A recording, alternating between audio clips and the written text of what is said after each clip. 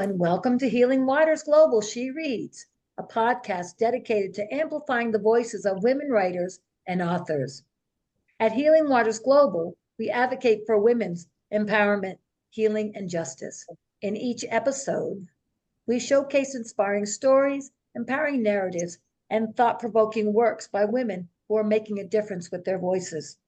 Whether it's fiction, nonfiction, poetry, or memoirs, the power of women's voices and their ability to heal, uplift, and transform inspire us. Join us as we explore the transformative power of literature and storytelling, one page at a time.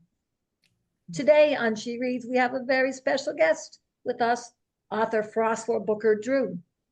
Froswa Booker Drew is the founder of Solstice Consultancy, providing philanthropic guidance, community engagement strategies, and leadership development for companies and nonprofits. She is the founder of Reconciliation and Restoration Foundation, a nonprofit designed to amplify, support the work of Black-led nonprofits. She is also an adjunct faculty member at Tulane University and a research affiliate at Antioch University. Froswa is the author of 4 books, including Empowering Charity, a new narrative of philanthropy, and is the co-founder of Heritage Giving Circles. She has an adult daughter and a grandcat. Thank you so much for joining us. Thank you for having me. I'm glad to be here.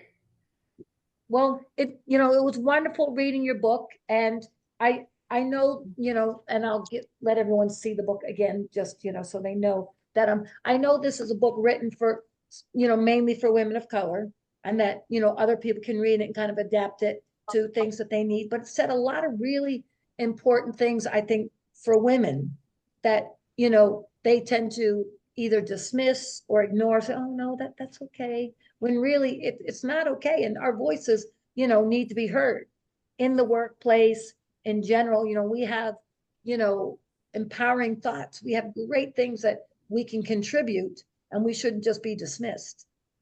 Absolutely.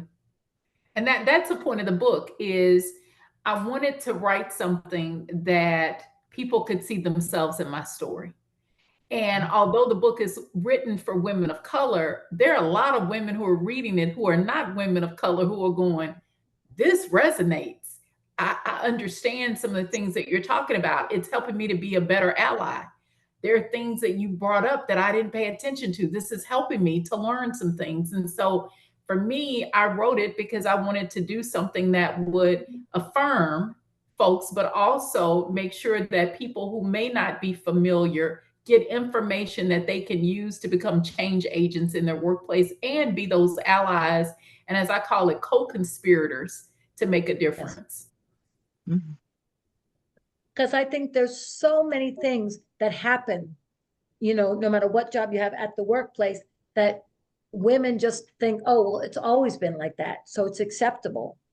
And, they dismissed my voice once, and obviously I'm not that educated then, and we should just let the men handle it or let upper management handle it because, our voices don't matter. And really they do. And there's so many things that I guess women tend to become comfortable with that we shouldn't be comfortable with. So by reading your book, it kind of turns on that light bulb in their head to tell them that, hey, you know what? You've been thinking this is okay for how long? And it's really not.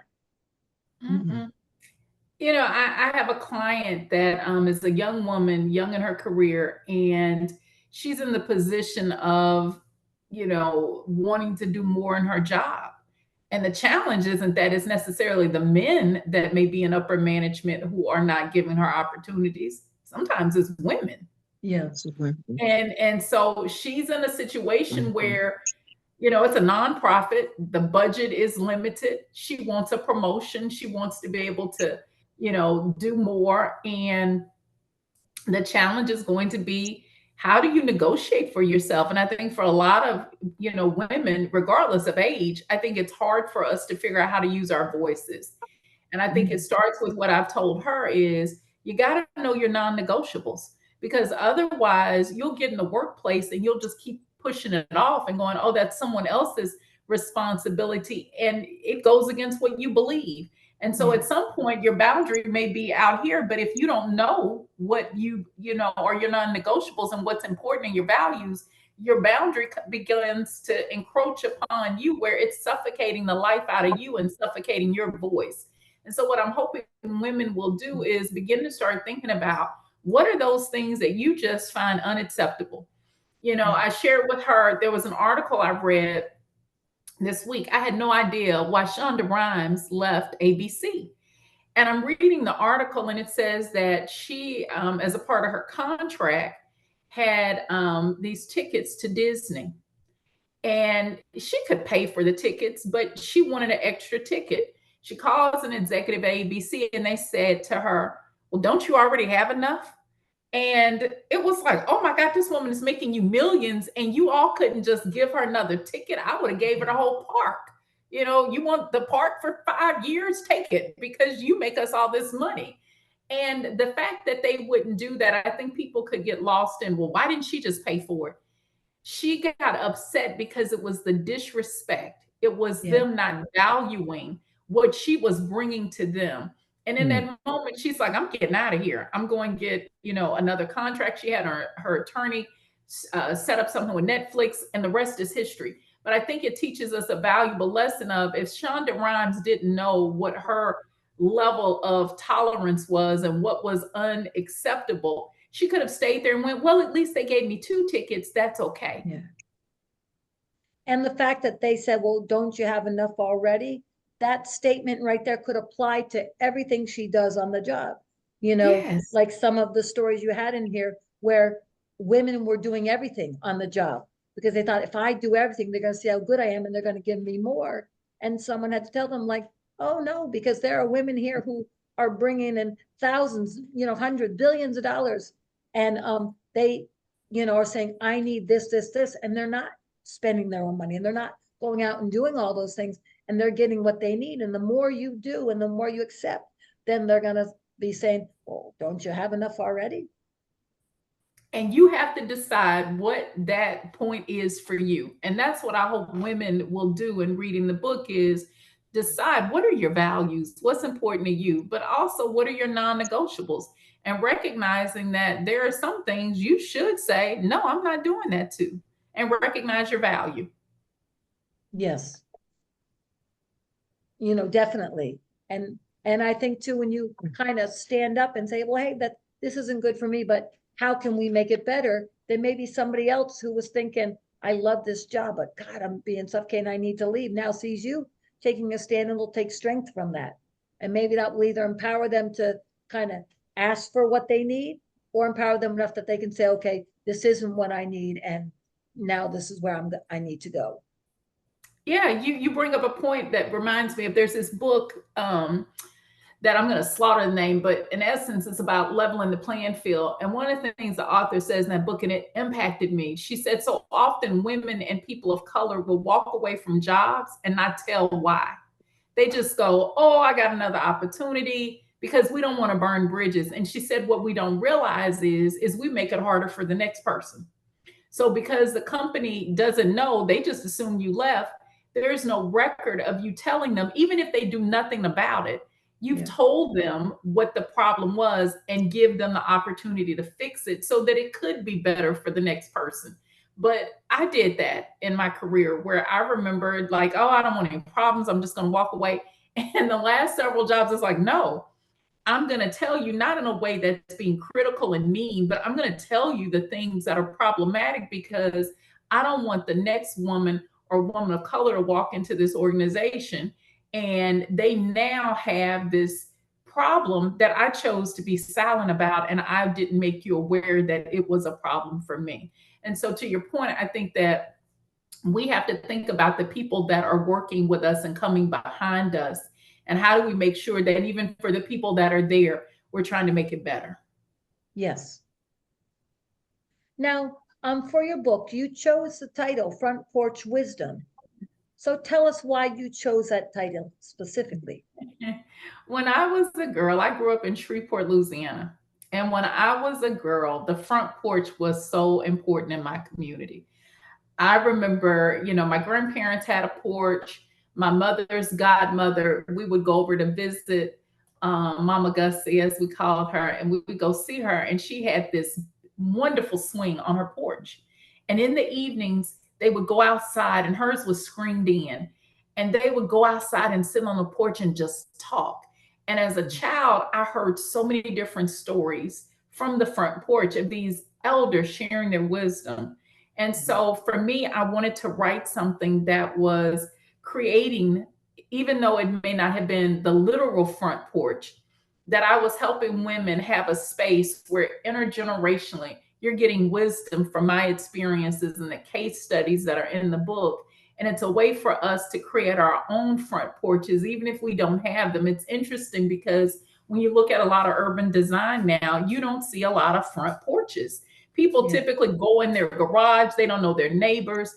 And so, even if we don't have those anymore, I'm hoping that women will find places to convene and connect and co create so that we have these, figurative front porches. And so that's what the book is really about, is helping folks think about, how do you learn from what I've gone through? This is the front porch, and how do you recreate that in your own life? Definitely. That's very important. And it is true that, a lot of buildings now have no front porch. So you're either hiding in the back or, the husband's, hiding in the garage doing his thing. Nobody's really connecting.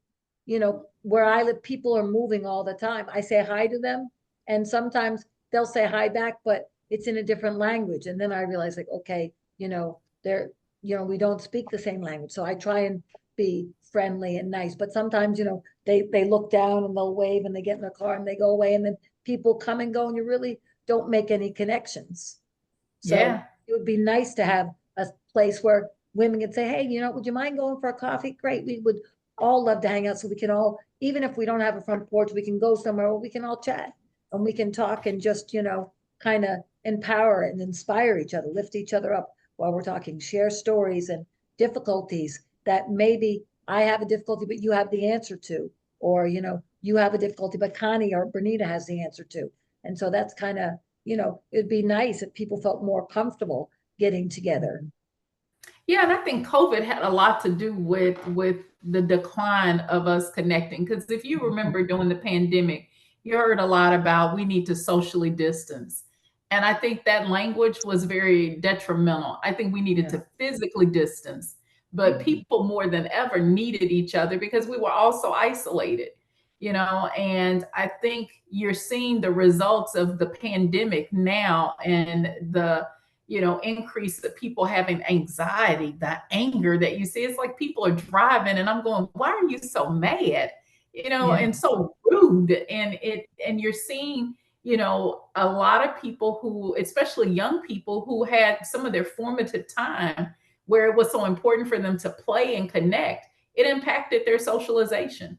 I think about my daughter was in college during the pandemic, and she didn't have the same college experience that I had. I mean, I was going to parties, and, I had the dorm experience. And luckily, they didn't close down where she lived. She was in an apartment, but the dorms, they shut them down. So those kids had to go home.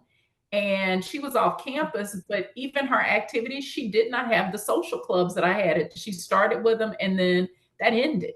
And so to move from going in person to doing, all your classes online has such an impact in your connection and learning from people.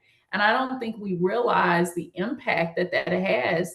And we're seeing the implications of that now because of people getting used to not being connected, but yet yearning for spaces to have community. And so, to your point, I think it's important for us as women to think about, how do we create these natural spaces of connecting and getting to know each other, because there's power in our healing, and that healing is not just by yourself, it's collectively. Yeah. And plus, can you hear me? Yes.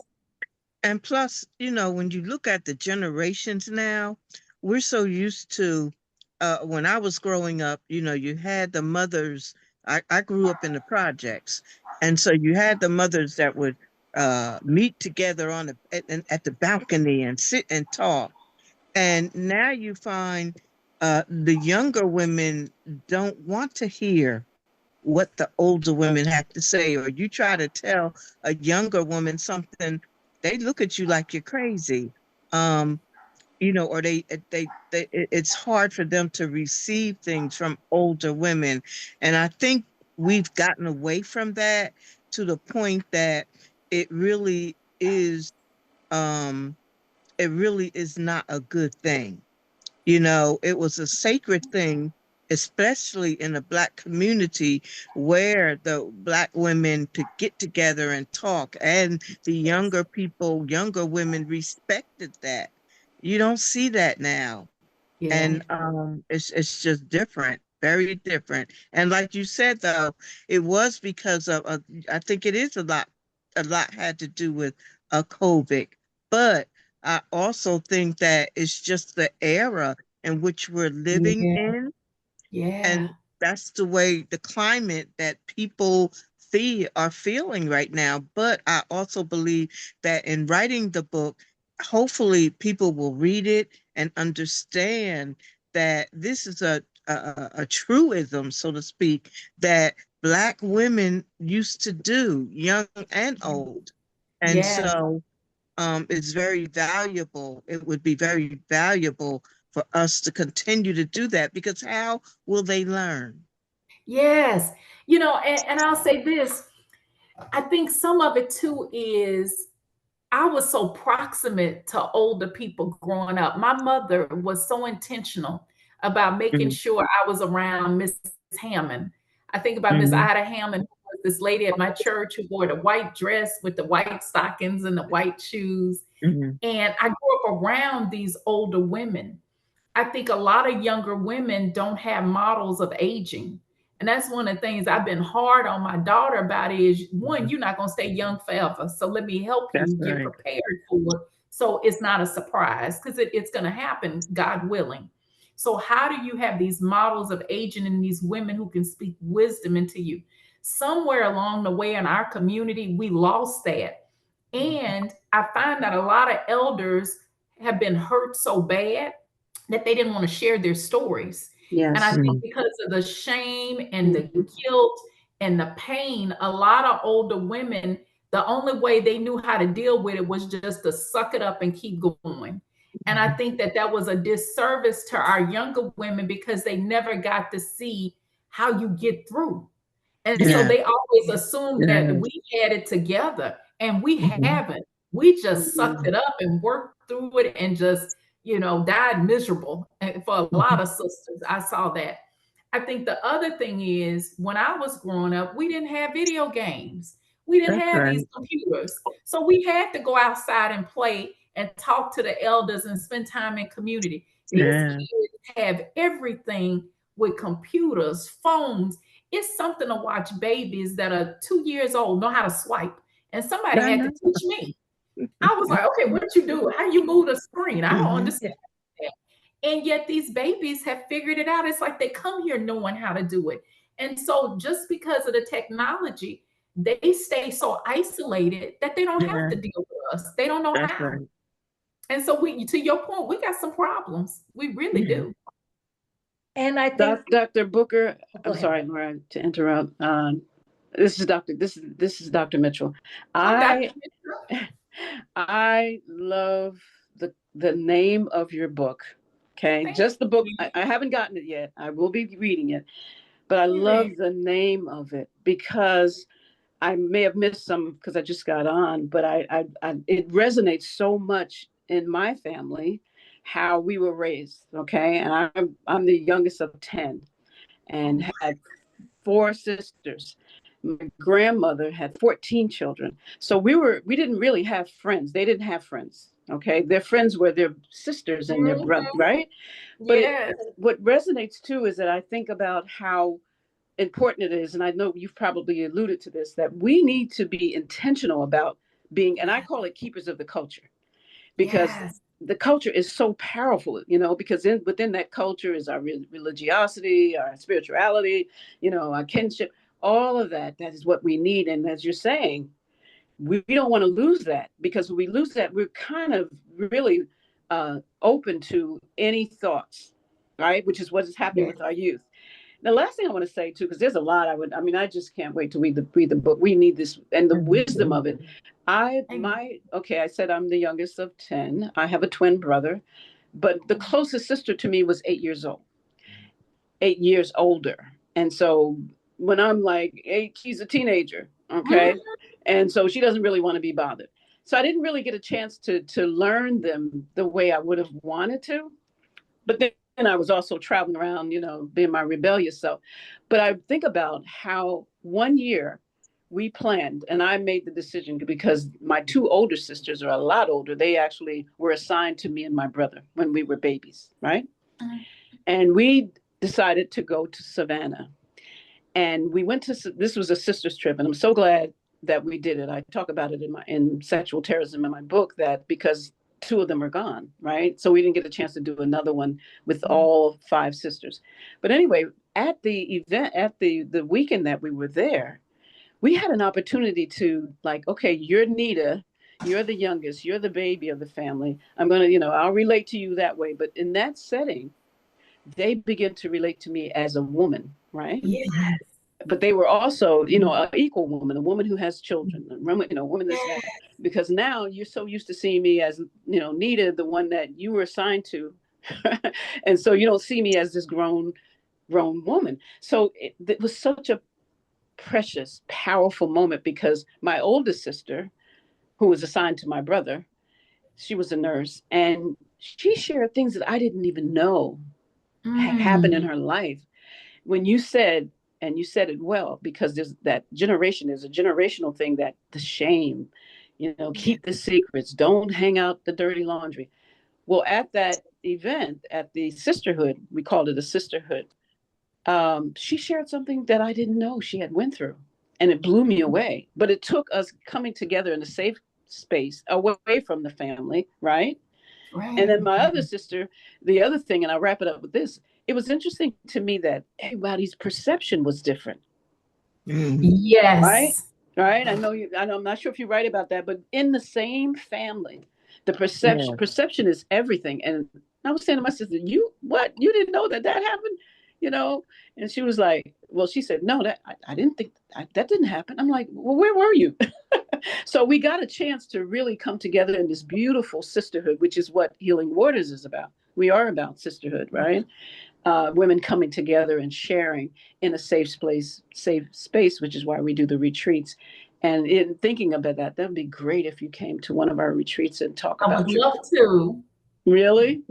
I would love to. Wonderful. And you know what we did? I'm going to tell you, Dr. Booker, we pulled this off once. We had a woman who wrote a book that sex is not an option for love, right? Because, people misconstrue, if you have good sex, then you're in love. No, you're not. So her book, and we purchased the book, and then we had the book at the retreat. It was part of the gift bag. So every one of the women that were there got a copy, and they could read it throughout the weekend. And then when we gathered together, we talk about it. What do you think about Melissa? And let me tell you, it was funny, because one of the women that was there happens to be a survivor, but she was the author, and we never told her that she was the author. So we let them go on and on about Melissa shouldn't have did that. What's wrong with her, girl? She's crazy, And then at the end we say, we have a surprise guest, and guess who it is? It's the author of the book, and they're like, oh my God, right? Wow. So if we can pull this off, I think that I'm not sure how many pages is your book, by the way? It's about 209, if I'm not mistaken. Yes. Well, we have to work on that, Laura, right? And Connie, Yes, we might have definitely. to get them the book ahead of time, and then, right? What do you think? Yeah, it would Get be them great. the book. Yes, and then by the time Dr. Booker comes, they've already read it. Because with 200 pages, considering all the other activities we do, it wouldn't work too well. But we could send it to them ahead of time, and then we could discuss it. And we can have you as this. Let us discuss it, and then then we say, guess who we have here? The author of the book. I think that would be fantastic. I would be honored. Oh, I would be honored. You said so much goodness, and one of the things I want to highlight is when you talked about your sister telling the story and y'all being together and talking to each other, not as the kids growing up, but as women. Yes. I remember telling my daughter, because one of the challenges she was having as a young adult was she was wrestling with me being human. She was used to me being mama. Mm. And it was like mama couldn't do, it's like, oh my God, you got to do all these things right. And it's like, no. And I told her, when you start to see me as a woman, understand my story as a woman, not as your mom, but as a woman, you'll better understand the decisions that I've made and why. Yes. And I told her, when I was able to do that with my own mother, who I'm blessed to still have, and she lives with me, but to be able to see my mother as a woman and not, your mom, you're supposed to know all the answers, do everything right. It totally changed my relationship with my daughter. And I think we need to have those spaces, but Yes. so often women are so wounded by the trauma and the generational stuff that we've been handed that's in our DNA. And we're carrying things that we don't even understand why we have all these weights, and we're ashamed. Yes. Yeah. And so once we have those spaces to begin to free the healing that happens, I say to young women all the time, is that your healing is in community. And to think that self-care, and I tell them, be careful about this self-care movement, because going to get your nails done and getting a massage and stuff is nice, but your healing is in the testimony of others and sharing your testimony. And if you are always focusing on you, and not a bad thing, but you got to balance it. That's where the healing comes. And it sounds like that weekend with your sisters and that sisterhood that y'all had allowed y'all to get some freedom and some healing just through that storytelling. Yes. It's so powerful. Yes. Absolutely. And you said something too, I want to jump in and say real quick. I have a son and I have a daughter, and they're adults, and I've been a single parent for a long time. And I've always, and this is what I tell younger women, when you're a single parent, even though maybe you can't afford to go on a vacation or whatever it is, do your nails, whatever it is, whatever the self-care is for you, but do something, right? Do something. And I did something throughout all those years. Even if I remember, and I was sharing this once, that I took a Calgon bath and I closed the door. It was ajar. And I said, listen, I'm going to be in here. I don't want anybody to come in. And I had my bubbles. That was my self-care. That was my moment to be Bernita and not mom, right? And I'm an advocate of that, like what you're saying, because even now, my kids know that when I talk to Connie, when I talk to Laura, they know who my friends are. I have a small circle, even though they're board members, but they're my friends as well. They know in that moment, mom is being Bernita, because it's natural for them to always see you as mom, right? Yes, because you are mom. You're doing this, you raise them, you wipe their butts, you did everything, and you sit on the cup. But they have to know, especially when they become young adults, that mom was a person, Bernita, before she was your mother. Yes. Right. Yes. So we have to be intentional, because it's not just going to happen, because No. so, right. So as I'm I wrote the book, Sexual Terrorism. My kids really saw that. And for me too, to be honest, that was Bernita time, even though the book is for women, right? And for those who care about women and, violence against women and all that. But that was me. That was for me. I get joy out of that because I'm doing something that doesn't necessarily identify me as a mother. So I believe we need to be intentional, and whatever works for me, that's for me. But find those things. And I applaud you, because you are real clear with your daughter that, in the way that you're sharing, that your children, my children, need to understand that we are persons before we were mamas, and give us that and have that space, right? Last thing. Yes. I just got a canopy. I was talking to Connie about it. Laura knows. I think I told you, Laura. I'm not sure. I bought a canopy. One of those, like 10 by something. It's big, right? Because we already have. Cool. But see, I see it like this. I tell my kids, because they're grown. Come on, y'all can handle it. That's my space, so that I'm not distracted with the puppies, the phone, and that's where I can go to write, or just chill out and listen to some music, or have my friends over and we can go in the backyard and sit under the canopy. And it seems like a small thing, but as African-American women, and what we've endured, and as you said so profoundly, the weight that we carried, we better do some self-care and find those, right? We have to. You have to. Who's going to do it for you? Yeah, you have to. I mean, and one of the things that you bring up is, I think as women, It's recognizing all the identities that we have, because we'll Yes. nurture one part of ourselves and not the other. Mm-hmm. Yes. Nurture I think we spend a lot of time nurturing being mom, and it's not nurturing the woman and the needs of being a woman, and what does it mean to be a friend, and what does it mean to Yes. be a lover. I don't think we really spend enough time digging into the different identities that we have, and I think it's so easy to just put them in the one. And I think in doing that, we neglect ourselves and the totality of who we are when we don't pay attention to all those different selves, because they all have very different needs. Amen. Amen.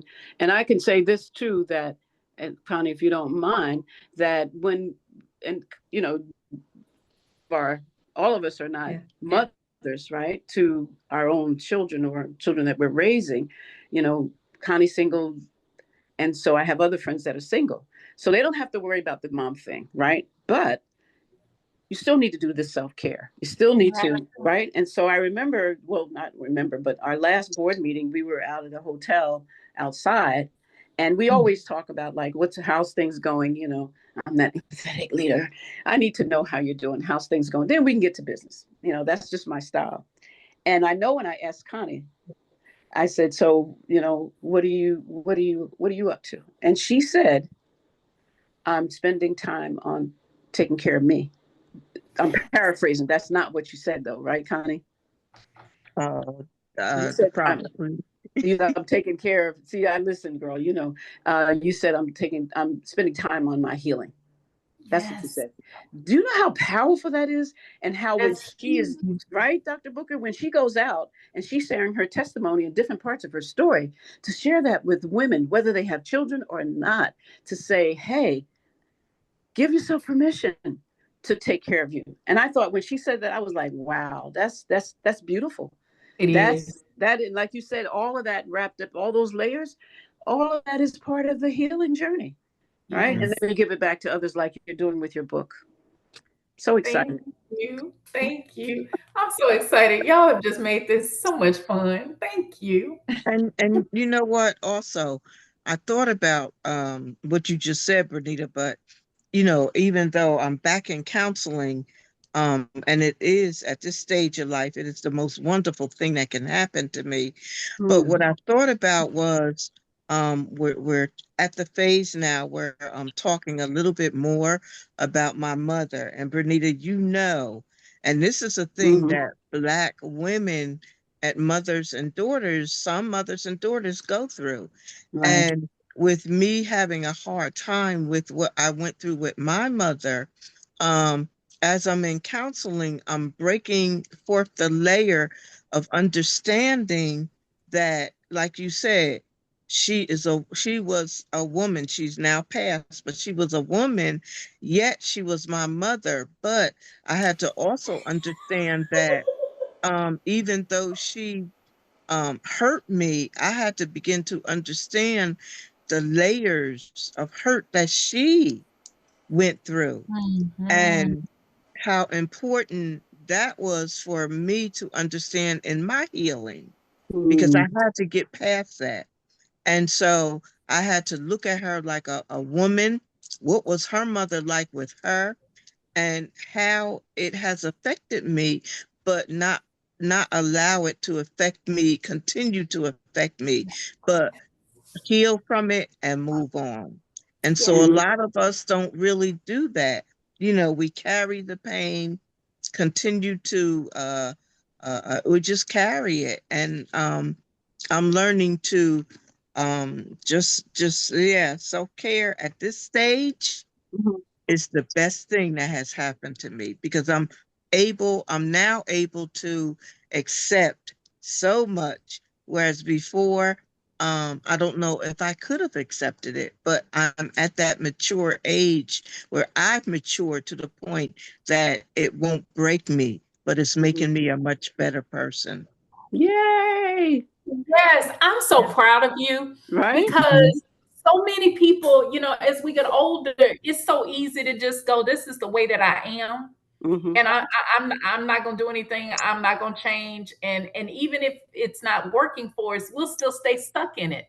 And the fact that you are so brave to go, I want to do this. This is for me. I'm going to take back my power.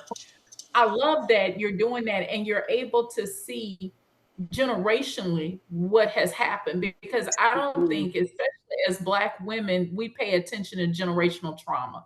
I think women, period, but we have so much trauma that we carry. Yes. And to be able to Yes. understand that trauma, and I find that many of us are working in communities that are so traumatized as well. Mhm. And because of all of that trauma, and then we're bringing our trauma to it, it's a Yes. lot. And so I find that we are often carrying loads. I say this to young women all the time. Are you carrying loads that you weren't designed to carry, that are not That's right. yours to even carry? That's And so the right. fact that you are able to examine these loads that your generational ancestors have had, and you're now going, I see them. It's not denying them and ignoring them. It's I'm seeing them, I'm acknowledging them, and I'm choosing to put that load down, because it's not serving me well carrying all of that from the That's past. I right. need to be That's aware right. of it. But I love that you're doing that, because too often, many of us just keep sucking it up and keep running through, and we're not telling those stories and understanding how they impact us. And so kudos to all of you for what you are doing, not just for yourselves, but how you're, amplifying other women and helping them understand their own power. So thank you. Amen. And the Amen. weight, like you said, the weight, we are not designed to carry the weight forever, right? And the weight of all the stuff, not just our family dynamics, but also how women are treated, Black women are treated in society, and how we got to do 6 times better than another white woman in order to be considered on the same playing field. And then, so there's the healing part is in there. And I think, and also with your book and what you do and talking to young women, and what Connie said, while she's doing the healing work, wisdom is bubbling up, right? The wisdom that it's okay to realize that I had a tumultuous relationship with my mother, but I can separate her from her being my mother and realize she was a woman who had her own issues. And Yes. right? Sometimes that takes therapy. I've done a It lot of really counseling. does. Huh? Yeah, it I said, does. it does. Yeah, but the wisdom in that, right? Because I remember, Connie, you remember we talked once, because it's Connie and I have another friend who's single, not so much single, but doesn't have children, and had a tumultuous relationship with her mother. Because while I can go on and on and on about my mother, she was my greatest inspiration, and giving birth to 10 kids and married to a man for 61 years. She is all that. I live in that space, and I want to be as wise as she was. However, in talking with Connie and my other friend, who happens to be a therapist, I realized that I know that every Black woman doesn't have that kind of relationship that I necessarily have with my mother. But Connie helped me realize that how important it is to be sensitive to because I would go on and on during Mother's Day, and I had to realize, you know what? But she didn't have that kind of relationship with her mother. So I actually pulled back some. To me, that's wisdom, because you don't want to, of course, I don't want to say anything that's going to be harmful or triggering. But I'm not going to keep boasting about my mother when I know there's a heavy laden burden that both of them have about their mothers. And one day Connie said, it's not funny, but I'm just thinking about how things develop. She said, this is years ago, Connie, you might not remember. You said there should be Hallmark cards for Mother's Day when the relationship wasn't that great. Yes. I Right? agree. I agree. Yep. Yep. That's And wisdom Father's Day too. as well, right? Yeah. So that's the wisdom that we come through, when we are going through our healing journey, and we give ourselves permission to not feel bad that right. Absolutely. And I applaud Connie too, and Laura as well, because this is a journey that we're all on, right? And our stories are the same, but they're also different, and they Yeah. are those layers, right? And we That's respect right. that, and we gain the wisdom. So we need that porch. Because I Yeah, grew we up do. like with you, Dr. Booker, with that porch thing. Oh yeah. Mhm. I grew up with it, but I was little listening to the old aunts and uncles, right? Aunts and uncles, and hearing their stories about their husbands. And I wrote it in my story in Sexual Terrorism, how I would listen to them talking about their men and how they cheated. And I'm a little kid, but I'm listening to, and this sisterhood was so amazing. My mother's sisters were so very, I don't even know how many, there might have been, let's see, there was 14 of them, but at least 6 were Wow. females. That's a lot of folk, right? But they were Mm. so close. And whenever I would listen to them, I'm like, oh my God. I learned a lot about their lives, even though I never sat and talked to them until they got maybe in their 80s. And I was then connecting with them, and they would tell me, oh, Nita, when I grew up. But prior to that, I had no idea.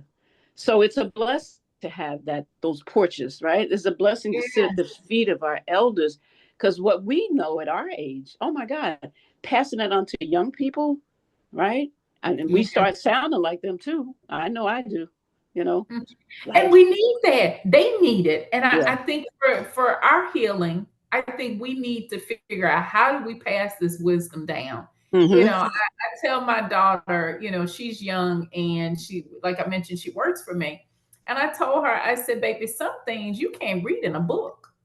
Some Mhm. things you just have to keep living. She's Amen. like, Yeah. how do you know it? She'll ask me about a certain situation. She's like, how do you know that's not going to work? And I'm like, I can tell you it's not going to work. She's like, explain it. I'm like, I don't know how to explain it. But I've been around long enough to look at that and go, yeah, that's not going to work. Or I can watch people and be in a room and go, that man and that woman, something going on. And she'll go, how do you know that? I'm like, I'm looking at the body language. I've been Right. around long enough to know something happening there. And it's through the wisdom and the Yes. experiences. And some of that you can't get out of a book. Some No. of it just comes that you just got to keep living. And so, what That's does it right. mean for us to really think about, how do we take our wisdom and share it? I love that you've written the book. I love that y'all are doing these retreats and that you have this organization. But we got to figure out, how do we as women continue to share this wisdom? And that's what I'm hoping, that this is a catalyst for women to start going, I got a story, and my story is valuable and important, and it might be similar to yours, but it's not the same. And how do Yeah. we share that wisdom so that we can help young women? It's not to prevent you from making mistakes, because a lot of your learning is going to be made by just messing up. But how can I accelerate your journey? Because if you can learn from me, you can soar based on me being a foundation for you. Yes. Well, one of the ways is to have you come to our retreat so you can talk about wisdom.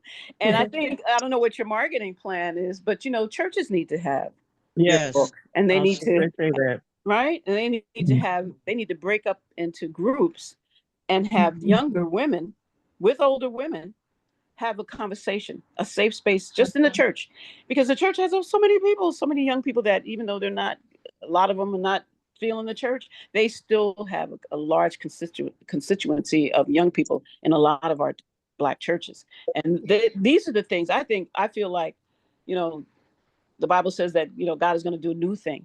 And I think the new thing is, one of the new things is outside of the church, which is what we do. It's a nonprofit 501c3, but it's a ministry of sorts, because we are believers and we believe in the sacred, the holy, right?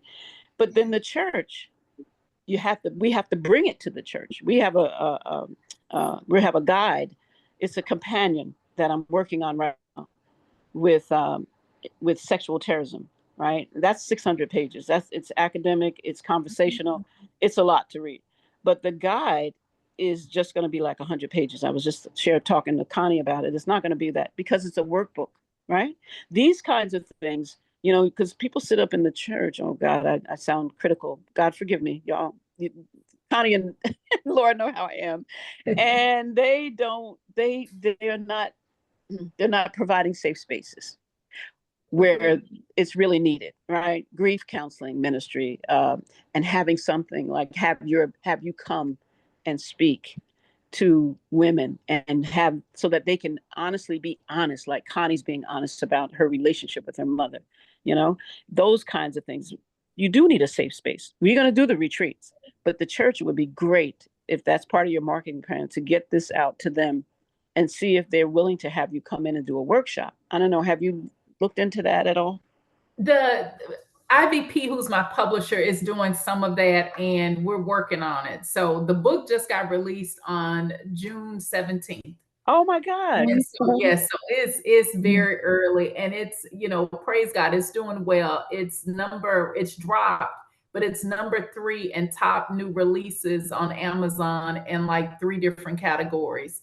So it's doing well, and I thank God for that, because my goal is I just want people to be blessed. And to your point, you have a right to criticize the church. I told a lady, she wanted to fuss with me about an article I'd written some years ago. And she's like, I don't like what you said about the church. I said, I have every right to criticize the church because I'm a part of it.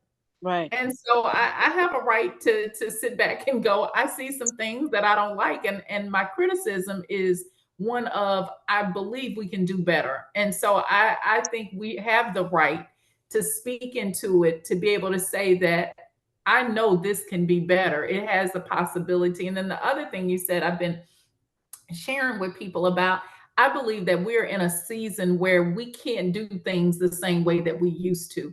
Going back to the scripture about pouring, old wine into new wine skins. And I think we are being forced to do in this season is to do things very differently. What may have worked for us growing up may not work for some of these young people. And we got to be okay that God is doing a new thing, and that the way we may do it, we got to get this new wine and put it in new wine skins, because otherwise we're going to keep doing the same thing and the wine skin's going to burst, because it won't be able to do what we're expecting it to do. And that's what it does. And that's right. What we do. It is the new thing, right? And it is the new wine. Because for this dispensation, and I'm just reiterating what you're saying, the old does not work. You don't throw out tradition, but you build on it. You build on it, right? And that's why we're all connected, because we're part of that I say, to me, because I'm an activist at heart, that we're soldiers in the army, and we have to shed light on darkness, and God is calling us to do it in different ways, but it still has the same sentiment, which is that for us, for sure, and you too, it's about healing, right? Yes. It's about justice. And it's about the wisdom, right? Because without that, we won't survive. Our young people won't survive. They need the wisdom. There's an African proverb that says, the youth run faster, but the elders know the road. Right? That's us. We know the road. Yeah, y'all have the energy and the passion. You can go, go, go. I got this idea. Oh, this is great. We're going to do it. But we know the road, see? Yes. And I love that. And I share that sometimes with young people, after we've spent a while, to let them know that we need each other. Okay. Because you're our future, but your future starts right now. Yes. Right. We need your energy, because that energy and passion, we need that. Because I'm not slowing down to a snail, but I'm not like I was when I was 20, when I had super, and I got a lot of energy. So we need each other. And I just think I'm back to what I heard you say about what your book is about, that the porch, which is a safe space, right? Yeah. Absolutely. I love it. It's for all that you're doing with this book. We pray greatness over it, really. Thank you so much. There's just one thing I wanted to add, though, about this too, is that there are a lot of children out there, I call them, to a little bit older, like in their 20s, who maybe didn't have that deep connection with their parents, because their parents were always working, so they kind of were the latchkey kids. They had to do things themselves, take care of themselves. So when parents try and impart some wisdom on them, they're like, oh, well, I know, no, that's okay, I know what to do. And I know my parents used to have a little magnet on the refrigerator, and it said something like, kids, do you feel hassled and harried by your parents? Well, pack up and get out while you still. My parents had that. And kids kind of, they go to high school and they're used to kind of doing for themselves, and they don't want to hear, what their parents have to say. And then, suddenly they get into college, and college is promising them, oh, you're going for a job in political science. It's going to be there when you get out. And they're making all these promises. And I know, like, for my daughter, when she was in college, she was taking she was doing political science, taking a lot of classes. And I believe it was like her counselor, who would tell her, yes, you can take these, and no, you need to take these ones and not those, had left. And suddenly there was no replacement. So when she went to like her guidance counselor and she said, oh, I want to take these classes, they just went, oh, okay, this is great. And then she took all these classes. Then she decided that wasn't the school for her. And she, came back home and was trying to go to like a community college. And they were telling her, like, why is it that you've only gone to school for 2 years, but you have already taken more political science classes than you ever should have taken? And they were for seniors. Some of them were for seniors, but you only did 2 years of school and you don't have a math, you don't have like a history, a science. And so, she had to like go back and take like all the basic classes. She didn't have anybody there, like a mentor or like a coach or someone to tell her, hey, look, this is not a good idea, because who she would have had, they left and they didn't give her a replacement. And so she had like, I didn't know, how to guide her on that. And she didn't have anybody there to help her. And so, they're promising that job's going to be out there. But as she gets out of school, that job wasn't there. And it's like, who do you turn to and who do you talk to? And they're, the next school was just telling her all the things, that were wrong. And it's kind of like, and now she's like, well, what do we do with that? So now she has a job. She's doing something totally different than what she went to school for. But I think a lot of kids are going to face that, and they need a book like this that will give them those tools to say, okay, all right, so this happened. It doesn't mean because you stepped out the door of college and you didn't get that job that you need to throw that dream away, that there's still a way to achieve it, that it's not a failure in a sense, that you can still get to where you need to be. And there's still people out there that can help you. Even if the school didn't have somebody there to help you, there are still other people that you can turn to that can coach you into, if that's your dream still and you haven't, been totally dismayed by everything, then to follow that dream and to still, be able to achieve what it is that you set your heart out to be. So you love the work that you do, and you're not just doing the work to make a paycheck, to pay bills because you were in such a hurry to leave home. Yeah, but you know what? That's one of the things you bring up a good point, because I talk about that in the book, is the power of mentors and sponsors and coaches. That for us to be successful, many of us have had people speak into our lives. There's a young man that does some interning with me, and he had the same situation. He's about to go off to college. He has no advisor. His orientation isn't until later this summer. Yeah. And he's going, but I got to pick classes. What do I do? And I'm telling him, sweetheart, it's been 30 something years since I've actually had to do, undergrad classes. It's been a minute. And so I told him, and I pulled up some things, and I told him, talk to my daughter, because she just graduated about 2 years ago. And I was like, you need to talk to somebody who's doing that, but let me give you some advice. And it bothered me, because if I told you the name of the school, you would go, this school is huge. They got all these resources. And you mean this child is lost? And it happens to so many young people. But I thank God that he could call me. And I was like, he just graduated from high school. And I was like, sweetheart, let me help you. I'll tell you what to do. And I connected him to somebody who went to that school. So many of our young people do not have those kinds of people. And so what does it mean for us to teach them the importance of having mentors, the importance of reaching out, even to people, and using their voice, going, I don't know what I need, but I know this isn't it. And so can you help me? And so I'm glad your daughter has you, and that she has support, and that she's finding her way. But too many young people don't have that. And if they don't have parents who are available and can tell them what to do, what does it mean for us to be available and create a community of support, this web that if they fall, it's a safety net, they still get caught. Too many of our babies are not getting caught, and they're falling, and they're being even further traumatized. And so I'm hoping that even through the book, that it encourages women to think about, even at our ages, we still need people to speak into our lives. We don't have all the answers. So what does it mean? Like tonight, y'all have blessed me and spoken to my life. We need more spaces like that. So it doesn't matter how old you are. You need mentors. We need sponsors. These are people who say your name in rooms that you're not in, that folks are going, this is somebody that you need to get. And too often what happens in the workplace is women don't have people that are able to open doors for them because we're not in those positions. right. So what Yeah. does it mean for us to be intentional about making sure that we're opening doors and leaving a path for people to walk through so it's not as hard for them? One of the things that happens for a lot of us when we get older is we say things like, well, if I went through that, they should too. And it made me strong. And I'm like, no, it didn't. It broke you. You just figured out how to heal through the trauma you went through. We should want to make it better for our young people that they don't have to go through the hell that we experience and trying to be the first in these jobs and first with these opportunities. We should want them to be able to learn from us and accelerate their journey so they go quicker and faster. And the only way that happens is through mentoring, it's through sponsorship, it's through us coaching them and helping them realize, y'all, you can do it differently and better.